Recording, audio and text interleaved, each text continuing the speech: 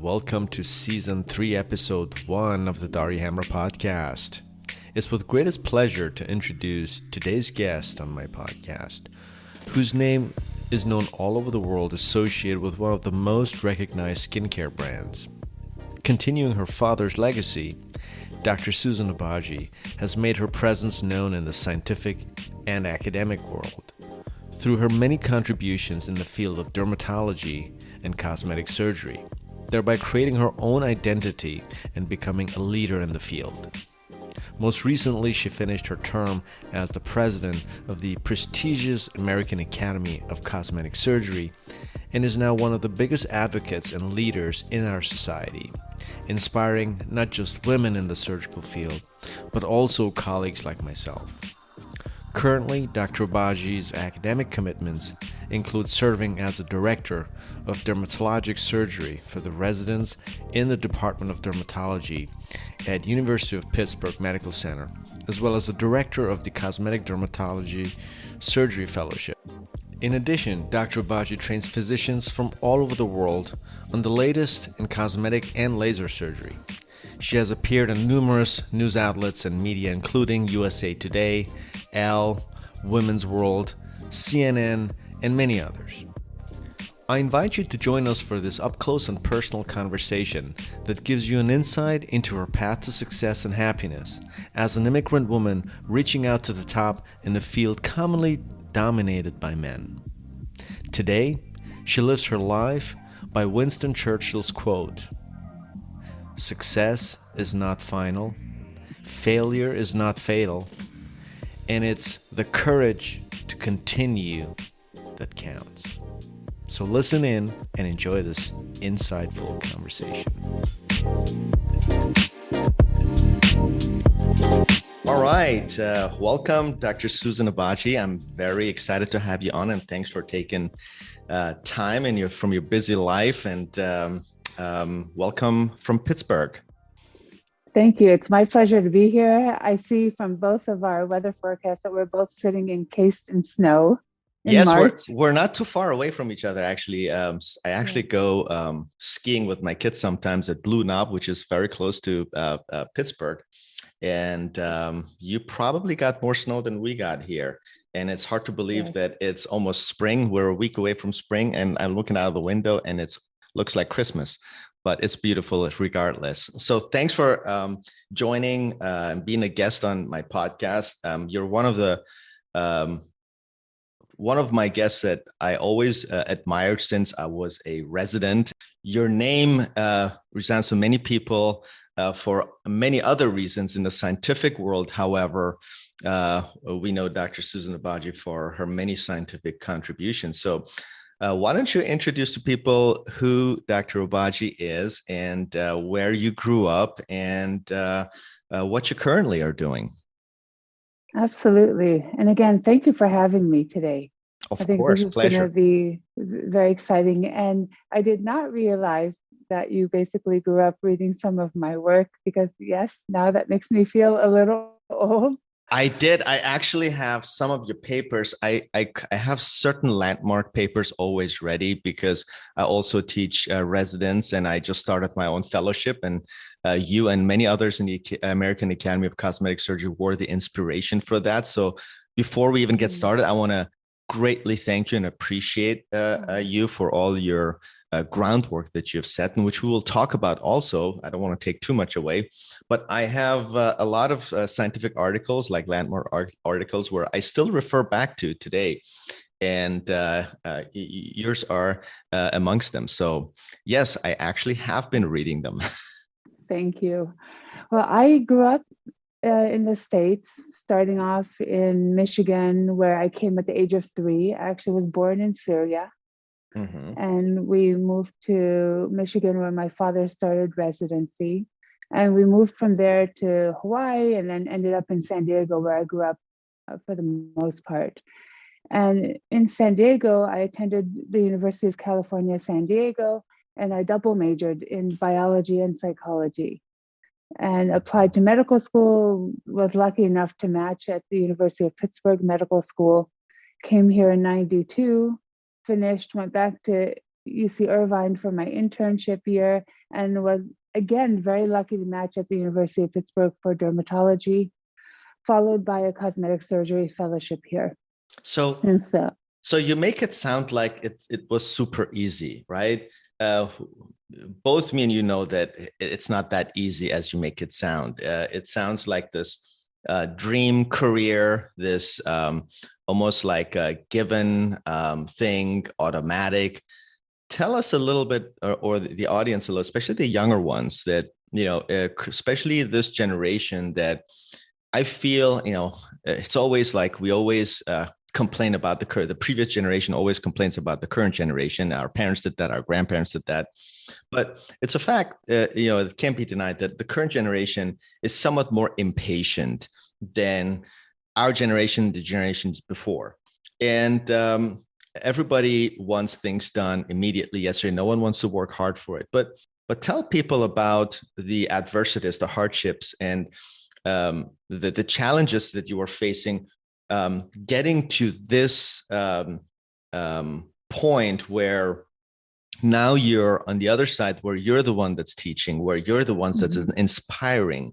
And by the way, for all of you that didn't know, Dr. Obagi is both associate professor in dermatology and plastic surgery at the University of Pittsburgh, and is director of a cosmetic surgery fellowship program accredited by the American Academy of Cosmetic Surgery. And most don't know that you had one of the very first cosmetic surgery fellowships that was actually started with an academic institution, actually, and which set kind of the ground for many others then to follow. But tell us about the challenges within your journey, because I feel we can always learn most from the challenges, not so much from the successes. People look at a success and the result and say, oh, she probably got lucky, so she probably had this and that. And they don't realize how hard, how much work is required, and how many sacrifices just get to what you're passionate about. So talk to us about one of the first challenges. Now, you're an immigrant like I am, and that's the first challenge in adversity that we have to deal with, right? So let's go all the way back, and maybe some memories from your childhood that some challenges that you had to deal with in your childhood and so forth. Well, it's interesting because I am an immigrant to this country. I came at the age of 3.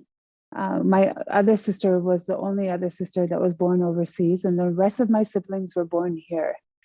And coming in as a family from the Middle East, you would typically think that at that time, especially we're talking now over 40, 50 years ago, women were usually put in the position that they were not going to go into the workforce, they were not going to achieve higher education.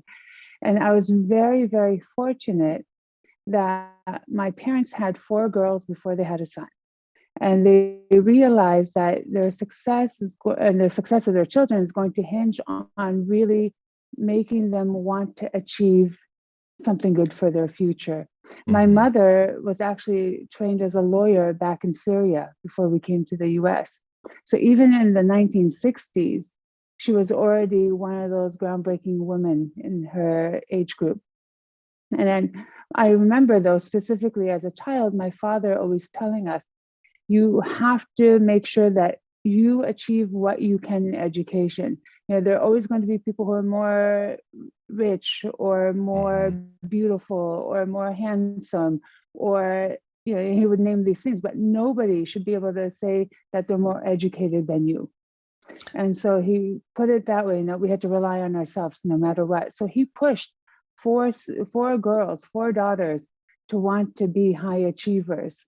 That's a fantastic point, actually, that I want to just emphasize on the importance of, I always tell even my children, and the importance of setting your own standards. So pretty much what your dad did, which is, you look at successful people and you look what makes them successful, and you look at how they inspire others. It's almost always the same story. They don't even care about what others do. They set their own standards, they set their own values, and it's almost like they're competing with themselves. They their only competition is their own ambitions or lack thereof, and they don't even look left and right and care what others do, and they don't even care about norms. It's almost like norms are there to be disproven and challenged, and that's the same thing. And coming from a Middle Eastern family, I totally agree with you. But still, even in the Western world, in some areas, is that women are not expected to have a career because everybody's kind of put in a certain category and expected to do what I guess the society has determined we're supposed to do. And so we're the ones that set these arbitrary rules, and now we're blindly following them. And then there's the wise and smart ones that challenge them and just, follow their own passions. And to me, that's the only way to be not just successful, but be happy and fulfilled.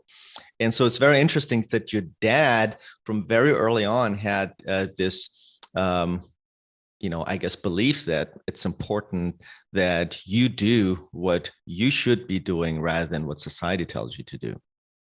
Absolutely. And going back to your point, when we were recently in Las Vegas at the American Academy of Cosmetic Surgery annual meeting, and I was co-chairing the section on women in cosmetic surgery. And one of the things we were talking about is how did we get to where we are?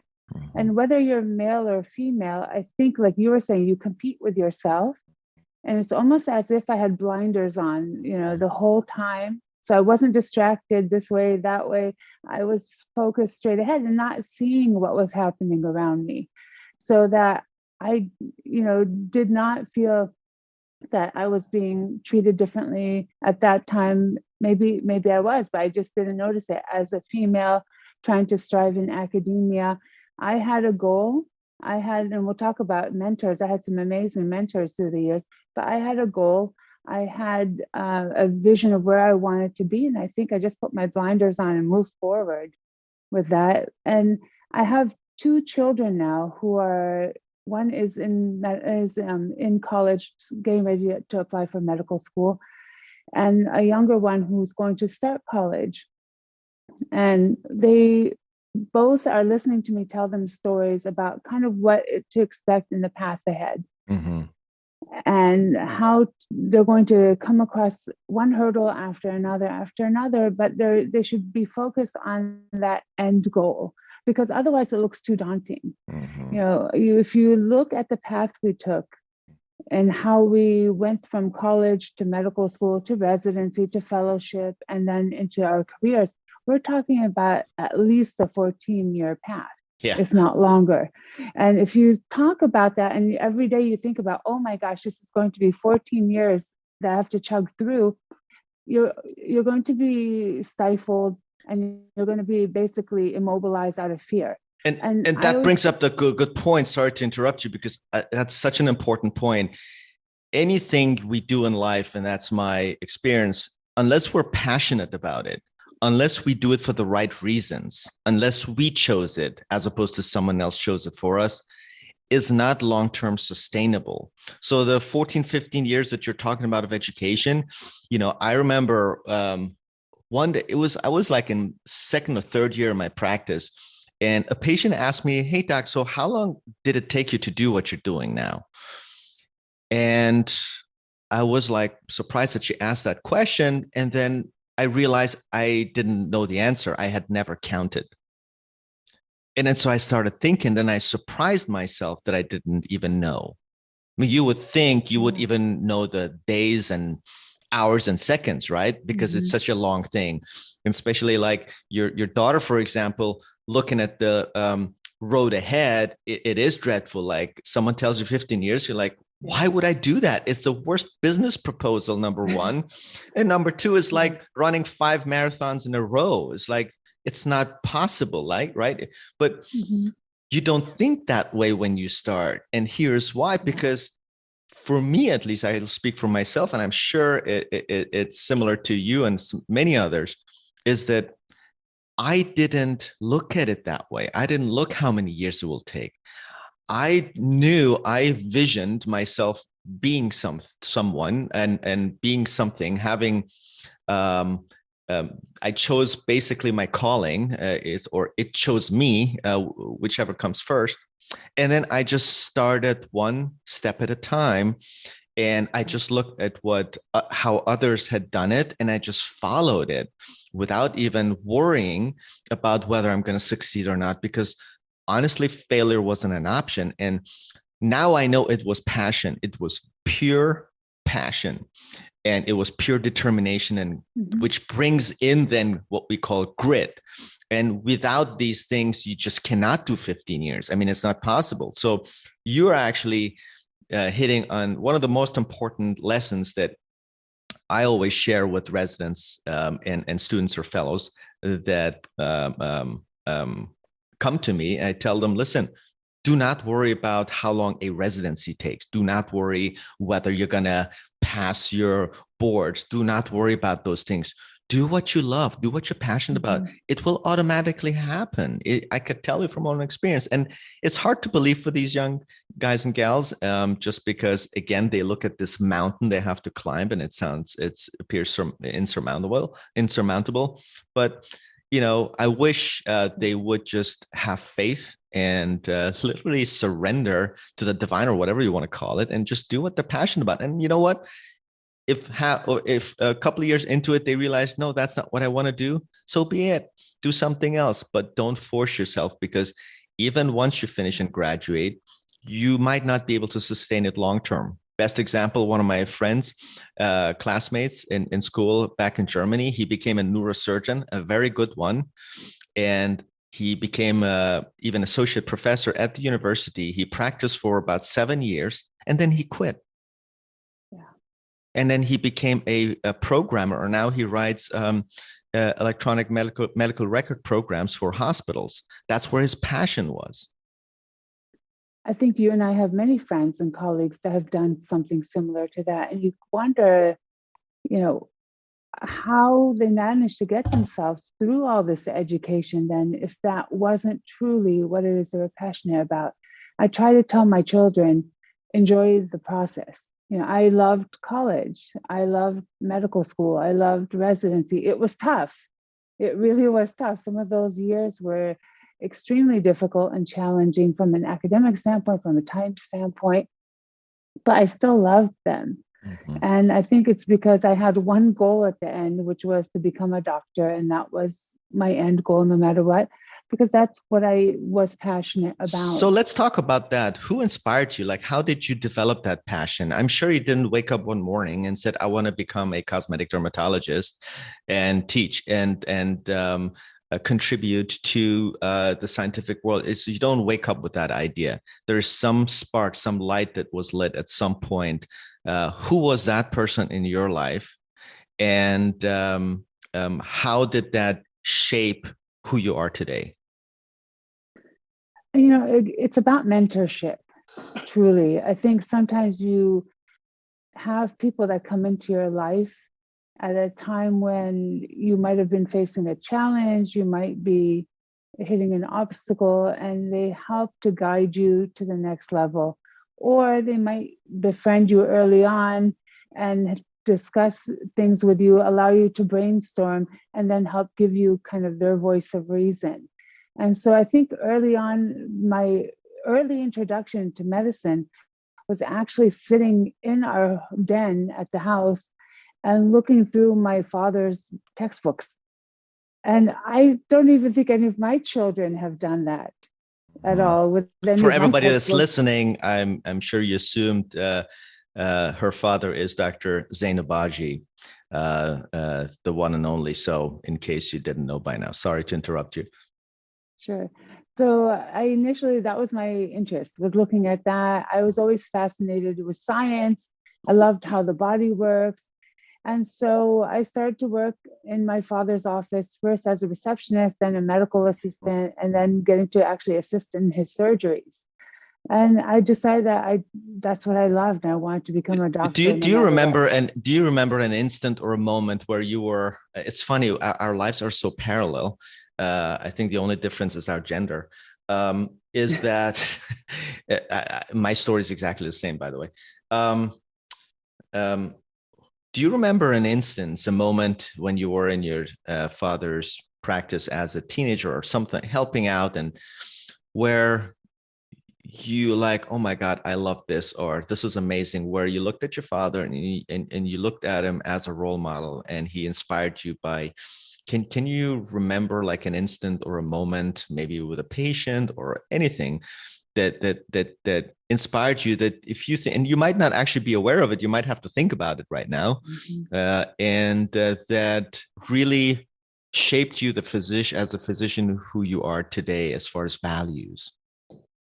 I think one of the things that stands out in my mind is that he was very passionate about what he wanted to achieve, which was to be able to treat every patient, every skin type that came through the door. Because if you know, in cosmetic dermatology and dermatologic surgery, your fear is treating patients of darker skin types, because you might make their problems worse. You might create permanent discoloration, permanent hypopigmentation. And he was on this mission to take that group of patients that were always told that we can't offer you anything, and to be able to offer them treatment and to improve their lives. And I saw that, which is, to me, that was the inspiration. I wanted to be able to connect with my patients and transform their lives in a positive way. Mm-hmm. I didn't know I was going to go into dermatology. Interesting. Okay. So Okay. What I did you went, do? What did you was there any other options that you were playing around with back well, then? I promised myself, and just like I tell my daughter right now, because she's the closest one Yeah. going to try to apply to medical school now, go in with an open mind. Sure. Yeah. Go in and try every single rotation. Try to see what you like. I've had her rotate with colleagues and friends of mine already in different specialties, so she can be exposed to the vast number of specialties we have in medicine, so she can start to decipher the difference between them. Good. I think. And so, Yeah. Go ahead. no, I was going to say, so I went into medical school, and unfortunately, I pretty much loved everything. Mm-hmm. So, which makes it hard to try to Yeah, it's kind of choose. like a curse.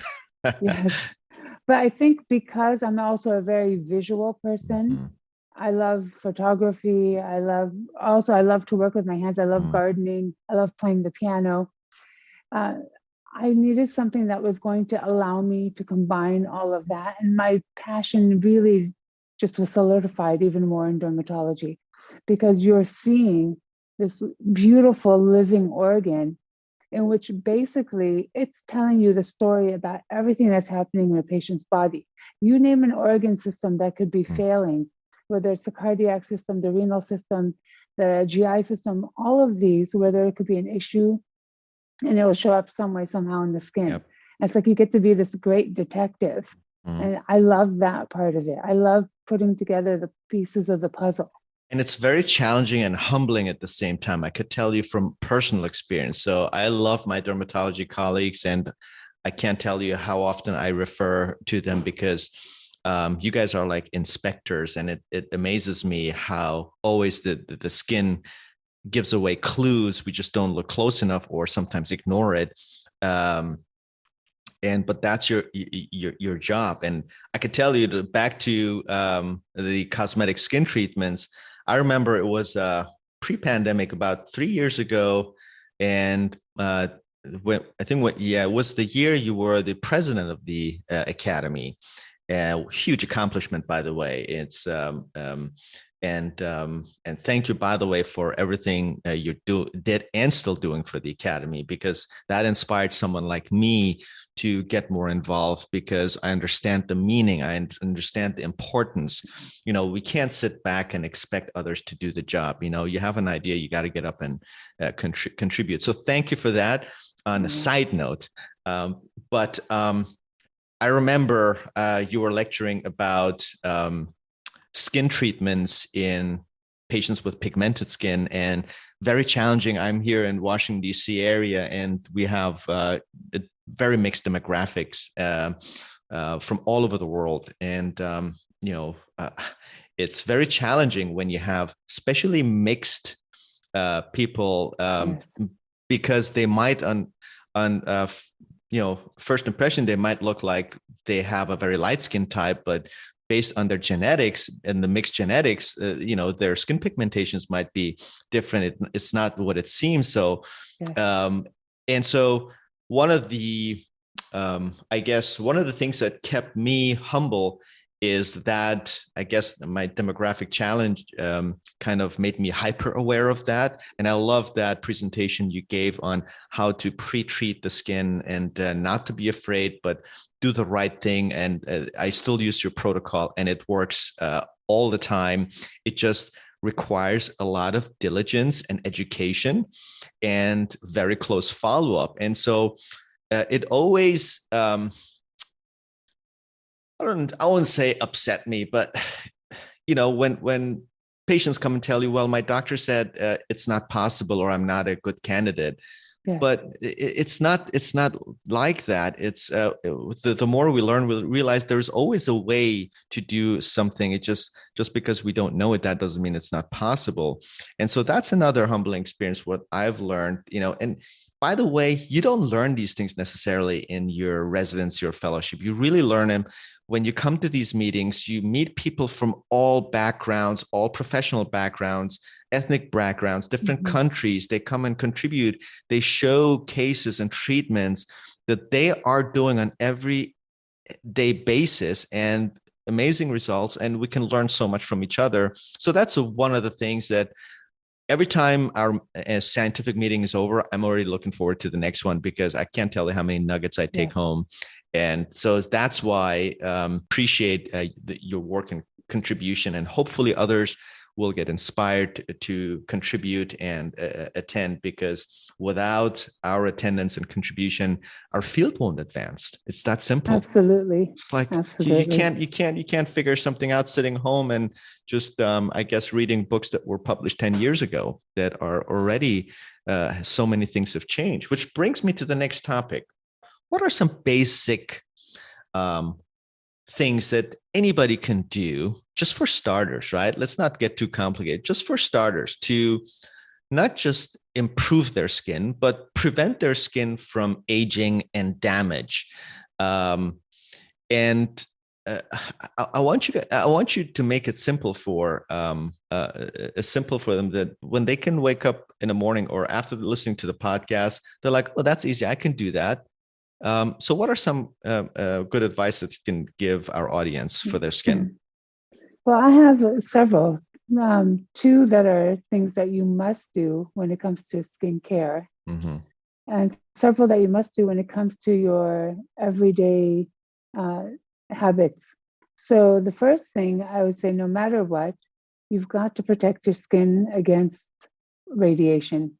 And that radiation comes in the form of ultraviolet rays that we're aware of from the sun, but it also comes from the other rays that we cannot see that are in the long or short infrared spectrum.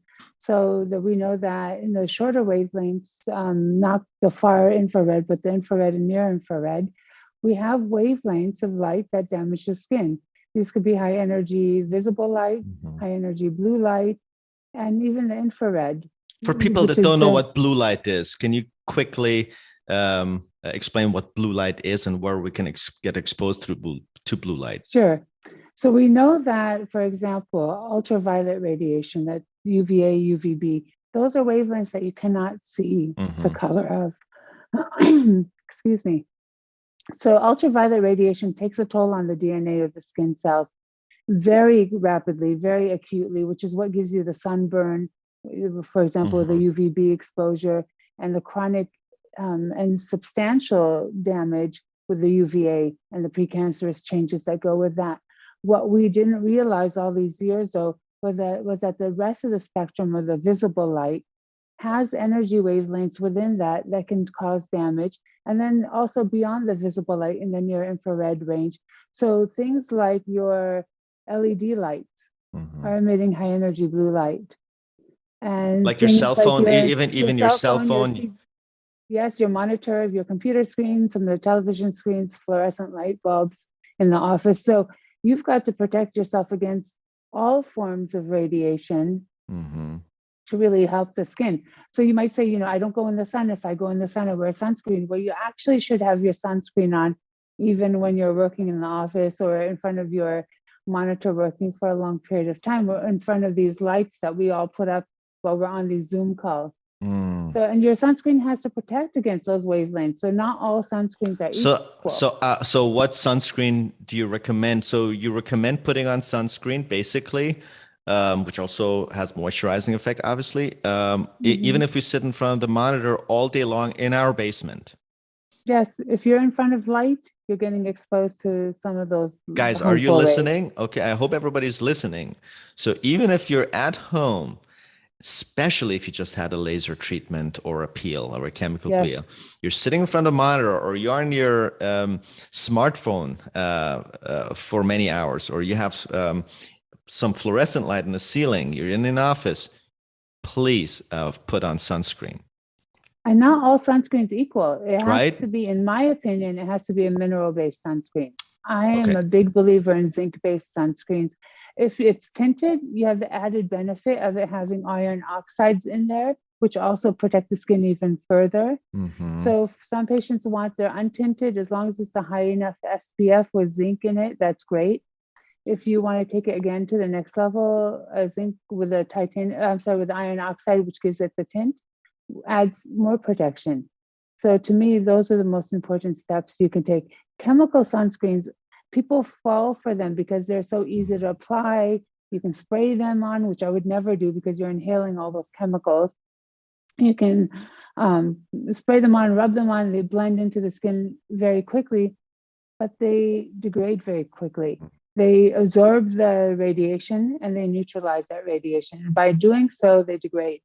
And in the process of neutralizing the radiation, they generate reactive oxygen species right there in the cell. So that causes oxidative stress to the skin cells, which to me is counterintuitive to what you're trying to achieve. So that's something I would not recommend. This is very interesting. I'm personally learning a lot right now. Why is it that there's not enough awareness about what you just said? And why is it that, whose job is it? Unless unless you go to a dermatologist or see Dr. Obagi, your babies, your children, yourself, they might not be protected or be under the false impression that they're protected, but they actually aren't. And worse, even, you're doing even more damage to your lungs and your skin. So whose job is it really to make people aware of these things? Because you go to CVS, Walgreens, first thing you see on the shelf is these chemical sunscreens, and you go to the beach and to the pool, everybody has a spray on. So why isn't there more awareness? Oh, there is, except it gets kind of quashed. The FDA is in charge. Right. And the FDA has actually several times proposed banning the spray sunscreens. Okay.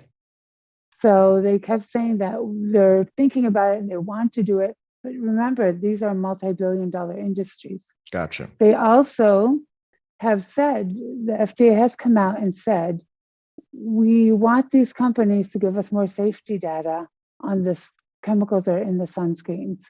But we're not going to take the products off the market. We just want those studies. To me, that's, again, backwards thinking. If you don't have that safety data, why do we have these sunscreens out there? We have not had any new ingredients approved for use in sunscreens in quite a number of years. The FDA has not approved new ingredients. But they still have not gone back and forced a lot of those companies to do the safety data that we need to see how safe these are, because we do know other countries are actually considering bans on a lot of these chemicals. They're making their way into the water system. They're causing amphibian changes so that you've got frogs, for example, they're sterile, fish that are sterile.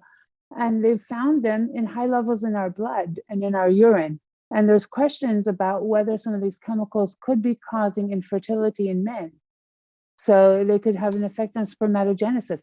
My question always has been to the FDA, if you are thinking that these ingredients might even be remotely unsafe, why aren't we putting a moratorium on them and getting that safety data out? Right. And let people decide.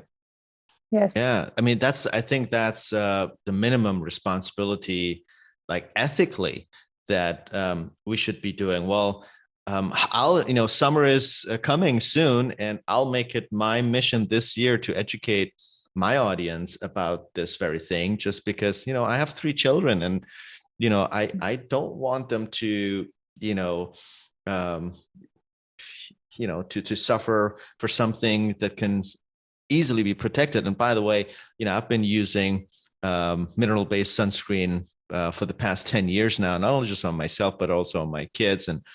And I was made aware of that early enough, but I'm in the field, but so many others aren't. And I think Yes. maybe we should do on our end, we can use our social media voice and to just educate people about that until the FDA decides to do something about it. That's great advice. That's great advice. So let's continue. So sunscreen, obviously, yes. And now we've learned it doesn't relate just to sun. It really, I guess it's a misnomer, or it's a very limited word that it actually applies to all sorts of light, which is very important, especially if you just had some sort of skin treatment done where your skin and melanocytes are more active and your skin is more vulnerable. What else can we do, Suzan? Well, going back to what you're saying, though, I wanted to expand on that point. If you had a procedure done and you are in front of a hot stove, for example, cooking, or you're out at a bonfire, or outside under those heaters that we have outdoors so we can sit outside in the cold weather, or even driving in your car and you've got the heater vent aimed up towards your face, you're going to induce pigmentation. So heat and wind. Generating heat is generating infrared radiation to some extent. Interesting. And that's going to cause more pigment. So if you have melasma and you don't want your melasma to worsen, you've got to avoid heat, not just the sun. That's interesting. So for all of you guys that are in the southern hemisphere and planning on sitting in the warm or hot, even shade, you can still get some pigmentation. That's very good advice. And wind is another thing. I've gotten tan from wind. I get tan in like 2 seconds. And even though I get tan in 2 seconds, one thing is tanning and sunburn, but the other thing is the long-term damage that occurs from that, which is aging. Let's, talk about that. And because we see patients every day that come to have their skin rejuvenated. However, it seems like they had either never heard about what we just talked about, or even after having an expensive rejuvenative treatment done and going through months of recovery, they still don't learn their lesson. And what do you attribute that to? Why is the skin such a neglected organ, ironically, the largest organ of our body? Why is it the most commonly ignored organ of our body in 2022? It just blows my mind. Do you have the answer dealing with that? I think I see that the younger population now is actually doing a better job than the older population, because the youth are seeing on social media all the things that you can do to take care of your skin, the different steps you can take. And I do think that they're taking much better care of their skin than their older counterparts. That is right. I totally agree. Yes. So I tell patients, you've got to do your sunscreen in the morning. In the evening, you've got to put on a retinoid.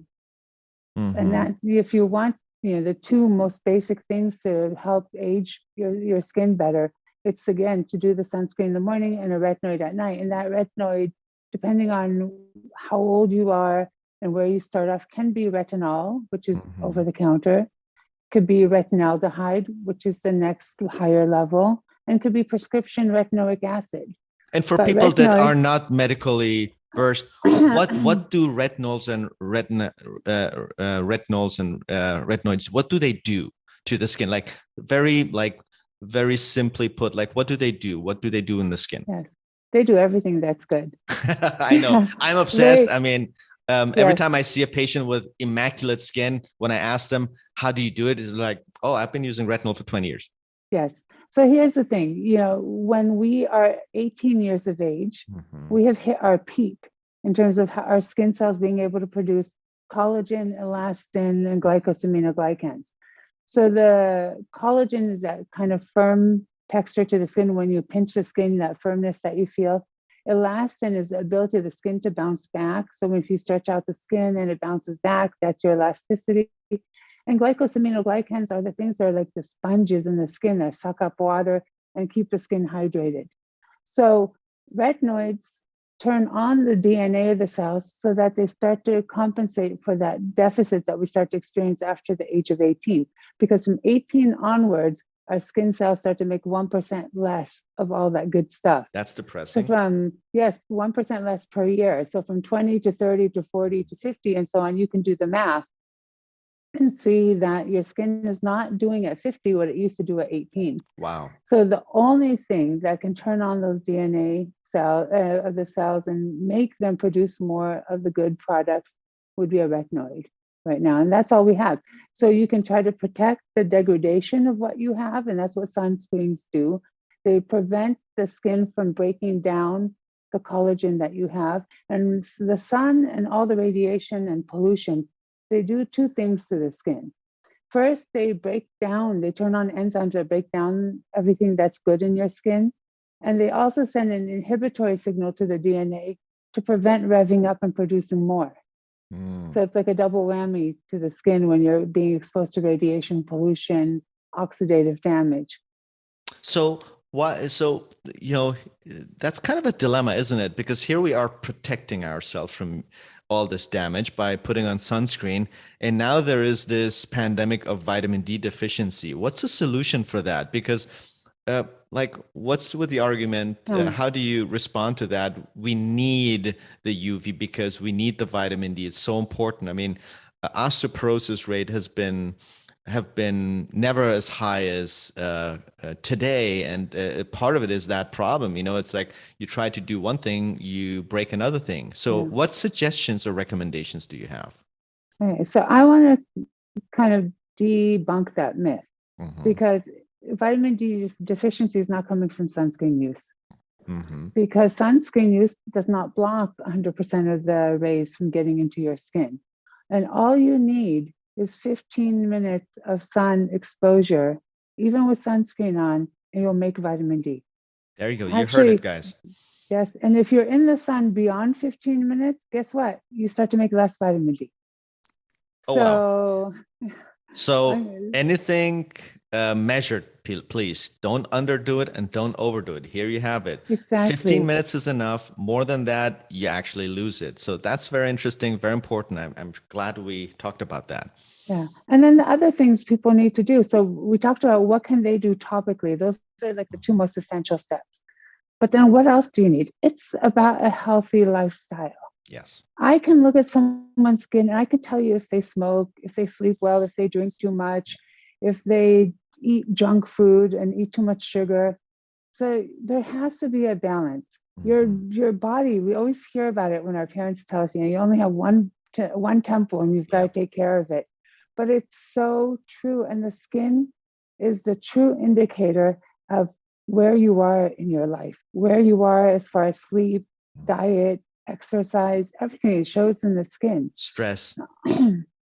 So if you are eating a diet that is rich in fresh fruits, fresh vegetables, lower in animal-based products, and you're eating lots of greens, lots of berries, things that are loaded with antioxidants, your skin is going to respond and it's going to look healthier and better. If you're like me drinking coffee right now, you've got to realize this dehydrates the skin. For every cup of coffee, you have to have a couple cups of water or glasses of water to compensate. And which you have it there. You showed it to me. Yes, I've got my water and I should take she's more sips. Practicing what she preaches, guys. Yeah, so you have to hydrate the skin. You have to nourish the skin. You have to give it antioxidants because it's basically trying to defend itself against environmental insults. And every antioxidant that builds up in the skin gets used up the minute you're outside in the sun, the minute you're exposed to pollution, the minute that you have anything damaging hitting the skin, your skin is protecting the body, but it's using up its antioxidants. So you've got to replenish those. I think that's one of the things I always try to educate my patients when they come and ask for skin treatments. I usually start the conversation with exactly what you just said, because without these things, no skin treatment can be successful. It's like you're starting all over again. And unless we educate our patients the importance of a healthy lifestyle, which all of the things you just mentioned, even if your skin treatment is successful, it will be successful for several months, and then they go back to it because you have to treat the cause. You have to understand that our skin reflects um, any type of illness, disease in our body, if we get dehydrated, if we're stressed. I mean, all these things, I treat a lot of acne patients. I'm very passionate about it because I was an acne patient back then where, you know, no one knew how to treat it, and it was just like so many myths and in how, it's ridiculous. Back then it was one of the I guess one of the things that I guess we had, to my knowledge back then, I'm talking about the 80s, not too much knowledge in treating, and now we know so much more about it. Almost like people told you to deal with it, that's what it is, and now we have so many treatments. But even acne has adult onset acne. A lot of people get acne in adulthood. They never had acne in their youth, and they don't understand that so many things affected from the hormones, from their lifestyle. The lifestyles affect the hormones, and it's like this vicious cycle. How do you educate your patients about these things, and how do you get them out of that miserable vicious cycle so that your skin treatments are successful? I think it comes down to, you have to be passionate about talking to people and treating patients. If you can connect with your patients, they're going to listen to you. 100%. And if you practice what you preach, they're going to listen to you. I'm not going to sit there and tell a patient to do one thing that they're not going to, for example, if I say wear a hat when you're outdoors, they're not going to catch me walking and exercising outside without a hat on. And my patients live around me, so they have seen me outside exercising. They've seen me outside gardening. So from that standpoint, you have to practice what you preach, but you also have to be passionate about treating patients. And if you really aren't, maybe medicine isn't for you. And you have to have that connection. And I tell my family, I tell my friends, I feel like when I'm going into the office every day, I could be seeing 20 patients, and I feel like I spent 20 visits with those patients socializing. But it's that connection that you build, and over time, that connection means that you have the ability to convince them to do things to alter their health in a good way. It could have been something as simple as teaching them to wear sunscreen. I've had patients I've convinced them finally over time to quit smoking. And I've had other patients, I've worked with them to lose weight. I have patients where I've convinced them or talked to them about the COVID vaccine and helped educate them about the importance of that. So that doesn't come from you just walking in the room one time, introducing yourself and saying, here, go do this. You have to build that rapport. You have to have the patients trust you, and then you can really impact their lives. Understand. And just like we expect our patients to be committed, we have to be committed to them. And I think you bringing up a very good point. I mean, ultimately, that's what makes us doctors, is not just prescribing a pill or a cream, is to spend the time in educating the patients. And one of the things I personally use to educate my patients is my social media voice. And I've gotten so much love and recognition back from people from all over the world, because I feel like people are hungry for education. They really want to learn, and that's the one thing that social media has taught me, connecting me with so many people all around the world, even with professionals and colleagues. And that's why I'm even more inspired to educate. And I think when you make that connection, like you talked about, it's so powerful. You can change people's lives. And I hope that the young listeners, the soon to become doctors, or the ones that just got into the field, listen to what Dr. Obagi just said, is because without being committed to your patients and to patient care, without being passionate about what you do, you cannot make a difference. Okay. And that's probably the one thing, biggest advice I can give to anyone. Now, let's take that and I would like to know, talking about advice and such, what advice would you give your own, I guess, 20-year-old self, having gone through this amazing 20-something year career and learned from your failures and successes, having now the perspective, a 20-year perspective that you have now, which is huge. What would you tell your, I guess, 20-year-old self, 18-year-old self today, if you could give her one advice? I'm going to quote Winston Churchill. Okay. Because that is an inspirational quote my husband put up one time. He posted it for us to see every morning when we went to make our coffee. Because life is not static. Your trajectory is not a straight line. You might diverge here and there. You might have ups and downs. And the quote is, success is not final. Failure is not fatal. It's the courage to continue that counts. And that is true. You're going to have ups and downs. You're going to have times where you score a great score on your test and you're doing well. And there are going to be times where a class is a lot more challenging than you think, and you might not score as well. And you think, oh my gosh, this is the end of the world. And failure is not fatal. It's not. You pick yourself up, you motivate yourself, you have that courage to keep going, because there are going to be ups and downs. And even if you achieve success, that's not static either. Once you hit that pinnacle of success, you don't just stay there. Look at Steve Jobs and how many times he's failed. Look at Elon Musk and the failures that he's had. You've got to continue.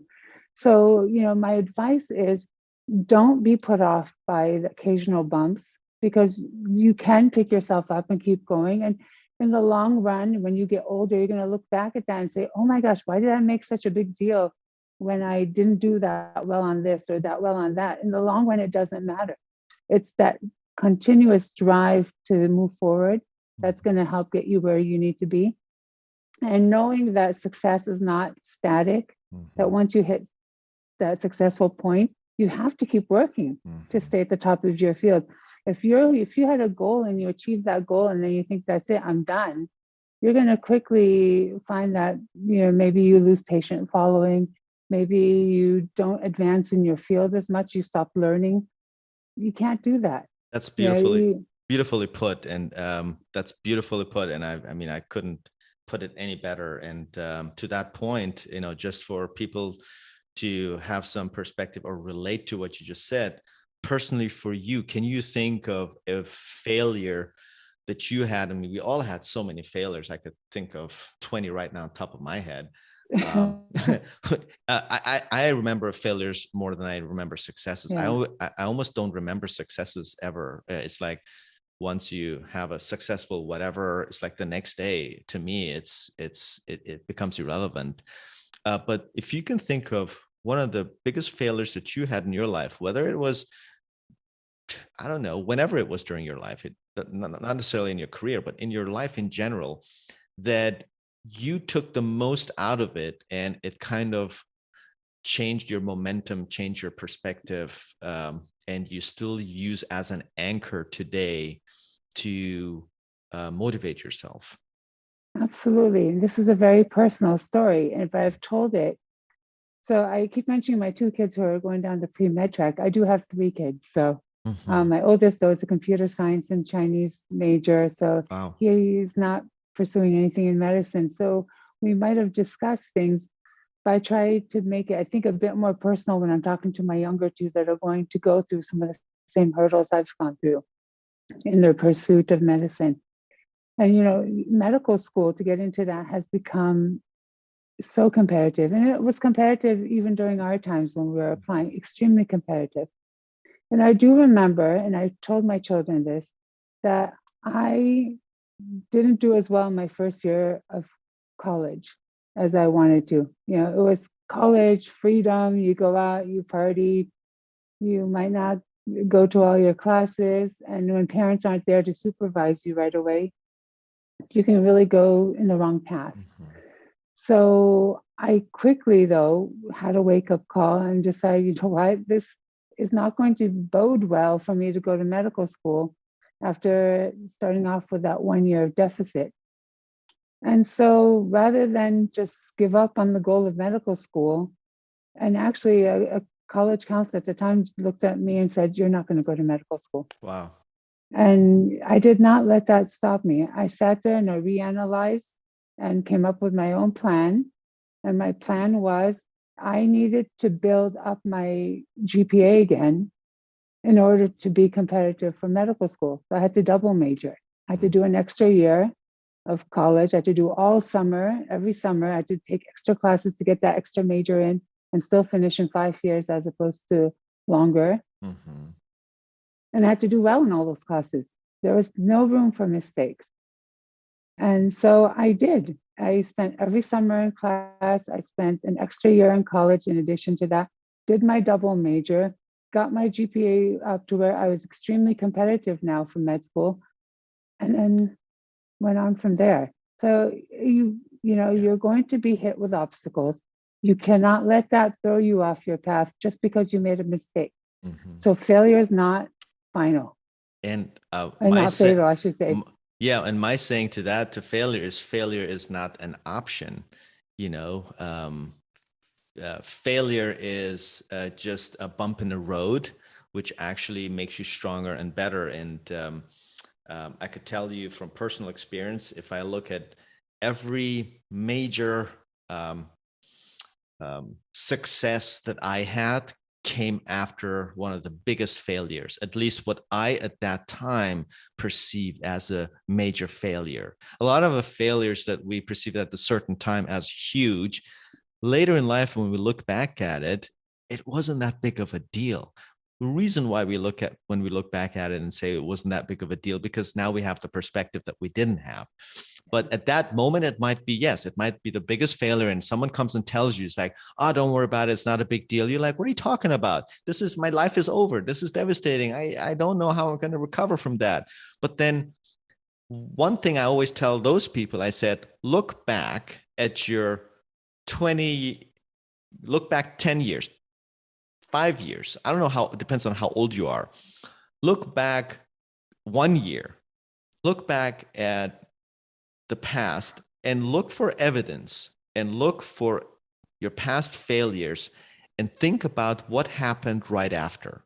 And then tell me that failure is devastating. And when you make someone go back and dig deep, and they all will realize, because you have them almost like make them find the evidence for themselves as opposed to just telling them. Because when you tell someone something, you're hoping that they're going to accept it, and most don't. Because when you're in that negative, disempowered state right after failure, you don't want to hear it from anyone. You don't believe anything, and because you think life is over the way you knew it. And what I want people to know is that your greatest successes will come right after your greatest failures. And if you don't believe me, just look back, and you have the evidence in your own lives. And that's probably I love that topic, just because so many struggle to get up after their failure and give up too prematurely. And I think one of the reason could be also, I don't know who said it. They said, if you don't achieve something, if you set a goal and you don't achieve it, it's not about the circumstances. It's not because, I don't know, it was raining, or you got a flat tire and you got too late to the interview, or you got too late to class, or you failed the class or whatnot. It's because you really didn't want it bad enough. And that's at the subconscious level. When we don't achieve something, is because we really didn't want it bad enough. Because when you want something bad enough, you do anything in your power to achieve it, no matter what the circumstances are. And when you live by that, there's no way you can fail, unless that goal that you'd set yourself was something, maybe someone else's idea. Maybe someone else set that goal for you, didn't want it. And that's another piece of advice that I give young people that struggle, frankly, with achieving their goals, because the goals wasn't set by them, was maybe set by their parents, or they were under pressure, or their best friend did something and set a goal and they wanted to match that. I mean, so many reasons when we make decisions when we're young and inexperienced. And I think anyone with your experience, any child or youngster with,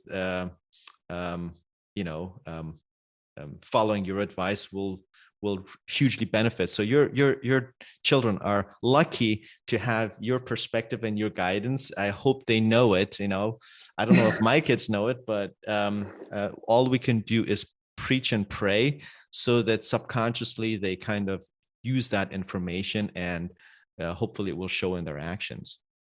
I hope it sinks in, because these are very personal stories. When you talk about your shortcomings, they're not something that you're proud of. So to be able to come and say, hey, look, I screwed up too. I don't want, when I'm giving you advice, it's because I don't want you to go through what I had to go through. Right. But according to my daughter, she thinks I was born and I was 50 years old from day one. She said, you were never a teenager. You were never this or that. You were always who you are right now. I said, no, I was actually a teenager, and I, went through many of the same challenges you went through. Yeah. And I think telling our children our stories and our failures shows, and puts us in a more humble state, and it makes them more receptive to our guidance and advice. And I always share my failures with my kids.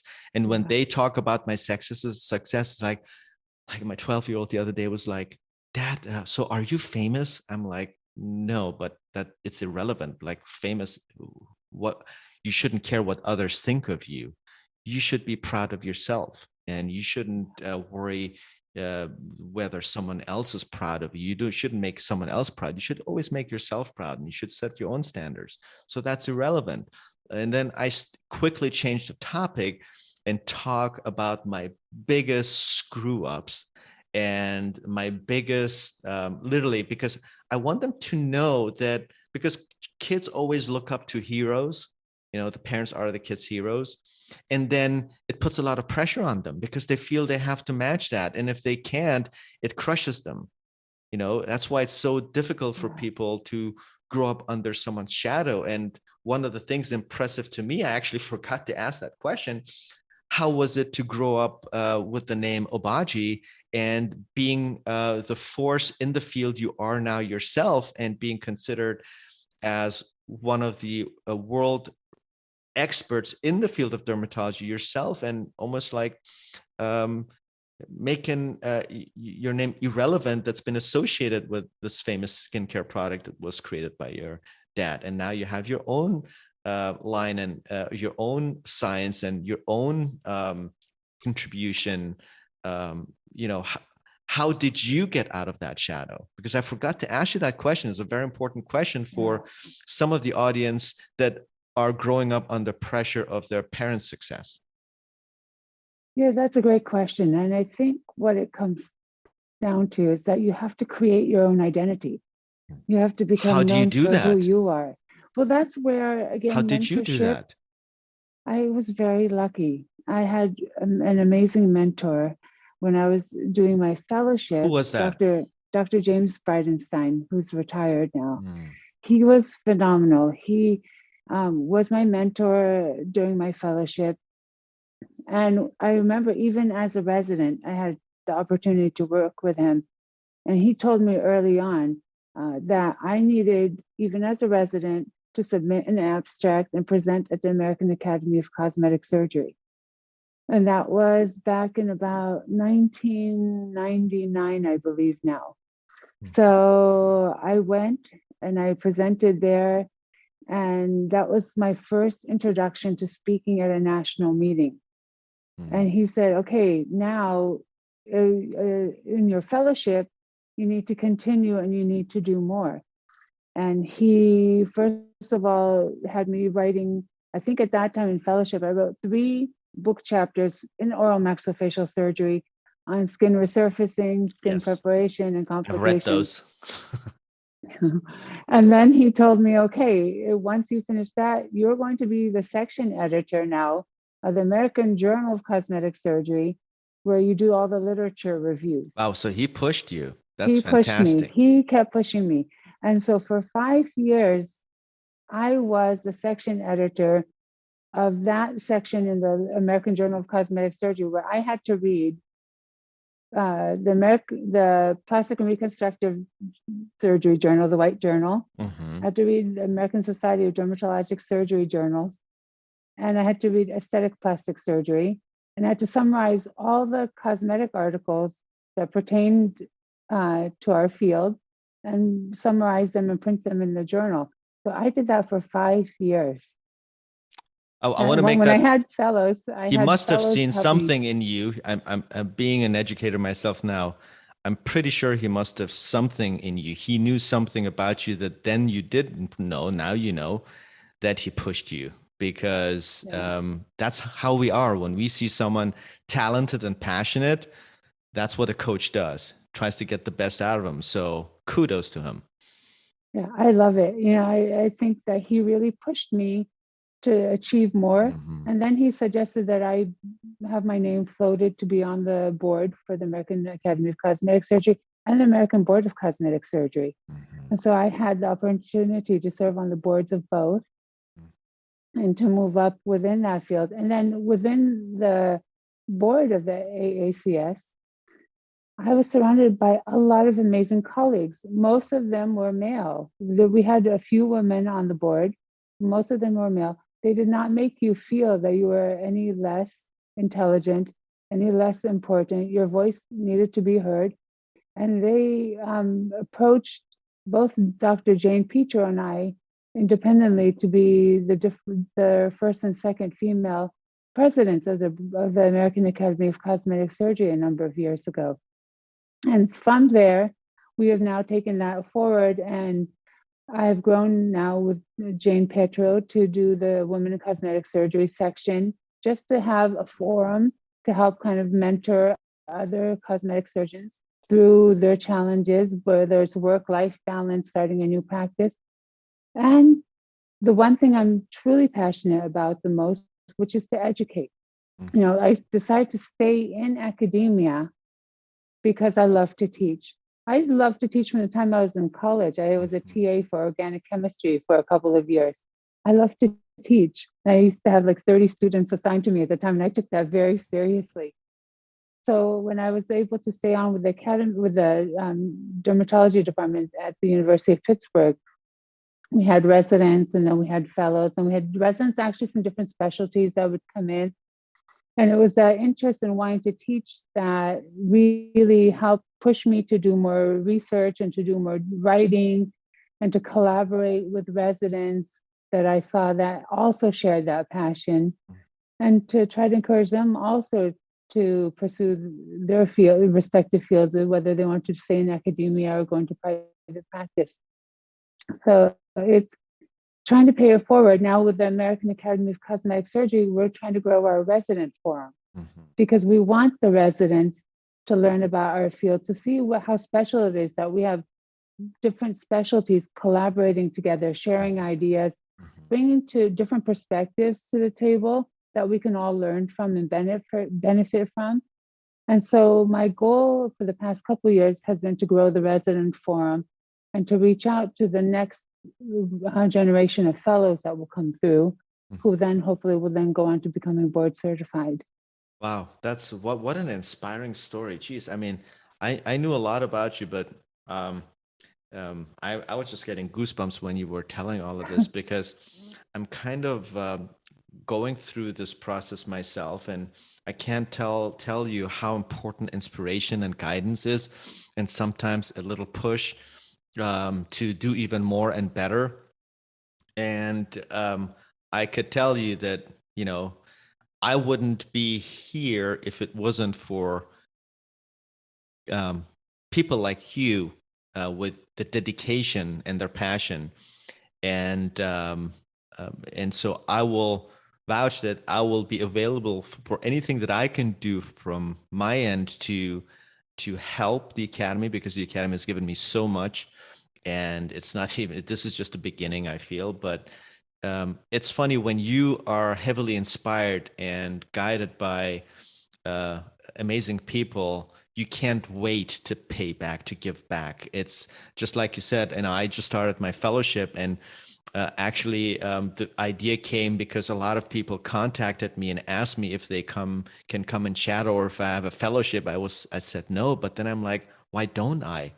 Because I always thought it's like a very difficult, or it's the process is probably complicated. So I had this fear of the unknown that I always just quickly threw that on the back burner until I had so much request that I said, you know what, maybe I should, maybe this is a sign. And if it wasn't for the academy, for the guidance, and I probably wouldn't have done it. And now I'm really taking it seriously. And now I'm so pumped. It's almost like it's a different, I got a new life. I got so much more energy, even in my own practice, that I'm so excited. And I really can't wait to even contribute to the academy in any capacity that I can.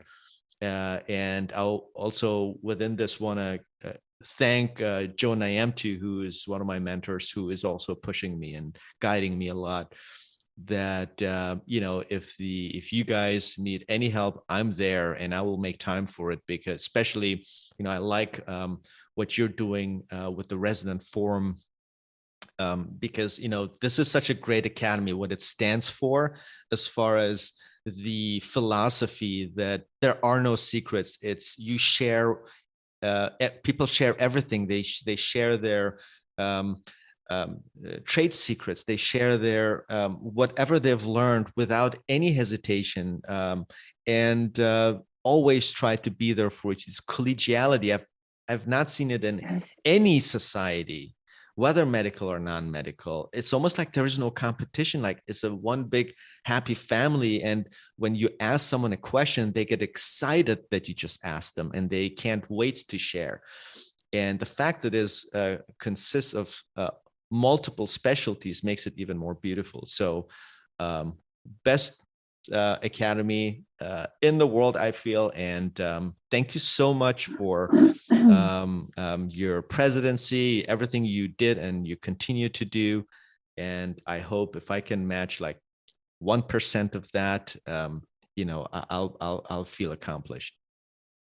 I think you're being very humble. I've seen you speak, I've seen you teach, and I've seen your passion for the field.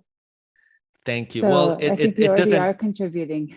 Thank you. This is, I just started several years ago, and to me, this is more like I consider it a warm up or practice run. I'm learning, I'm observing, and while doing so, I'm practicing. And I think that's the best way of learning, just practicing, just going out there and doing it. And I'm glad that I took the first step, but it wouldn't be without the push of some of my mentors, just like you. And that's something that I'm passionate about now, even in my career, to try to inspire others. And how can people get in touch with you on social media or any other way if they have questions or if they want guidance? How can people get best in touch with you, Suzan? I think the best way would be to DM me directly on Instagram. And what's your Instagram handle? Hashtag Suzan Obagi MD. Okay, at Suzan Obagi MD on Instagram, guys. At Suzan Obagi MD. Thank you, Suzan. And any question that I should have asked you that I didn't? I think we covered pretty much everything in a lot of detail. And likewise, I could have gone on and on talking to you too. The hard part is I find myself wanting to ask you questions about your life and turn the table on you a little bit. Well, maybe we'll do another podcast where we do that. And, I would love to have you back as my guest because, gosh, I wrote a million questions down. I barely got through half of them. And so we're going to do, I guess, a second edition of this podcast at some point. And really grateful for your time, Suzan. Same here. I enjoyed it very much. Hey guys, episode's over. Hope you enjoyed my conversation with the one and only Dr. Suzan Obagi. And please don't forget to tune in next time. And until then, goodbye.